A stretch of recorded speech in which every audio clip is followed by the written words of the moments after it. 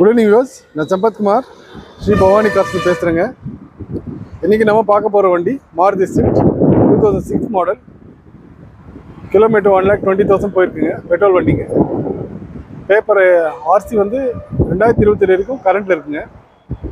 Validation பண்ணியிருக்காங்க. Insurance கரண்ட்டில் இருக்குது. பட்ஜெட் பார்த்தீங்கன்னா 1,45,000 கேட்டிருக்காங்க கஸ்டமர். நேரில் வாங்க, பெஸ்ட்டாக நெகோஷியேட் பண்ணி எடுத்துக்கலாங்க. EXI வேரியண்ட்டுங்க.